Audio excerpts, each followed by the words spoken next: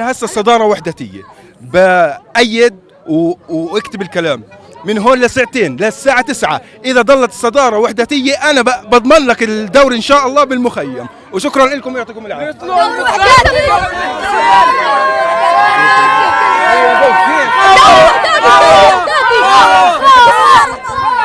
اللي حضر اليوم هذا فوز مناسب في الوقت الحالي، وإن شاء الله الضغط بيزيد على الحسين هيك أكثر وأكثر.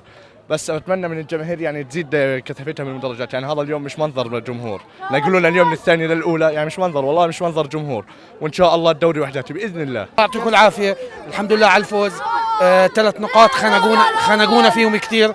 اللعيبة لازم ينهوا المباراة من أول المباراة، مش لازم استهتار، مش لازم نستقبل جوال. والله يعطيكم العافية. وحدات والقدس عربية وما في غير. السلام عليكم، كيف حالك؟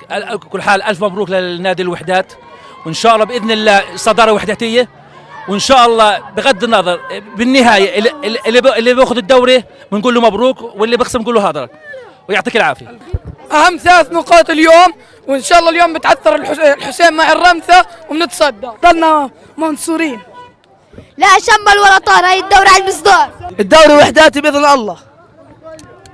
والله جاي على المباراة وقسما بالله بقول له 3-0 3-1 3 للوحدات، والحمد لله فزنا 3. الحمد لله رب العالمين. إن شاء الله إن شاء الله الدوري لنا إن شاء الله. الحمد لله 3 نقاط مهمة بتوقيت صعب. أجا جمهور لازم الكل يحضر يا جماعة. بنآزر الفريق لآخر نفس. نتمنى من الاتحاد يعدلوا توقيت المباريات، لأنه مباراة تلعب على الساعة 5 وموقع حساس فارق نقطة، والله حرام.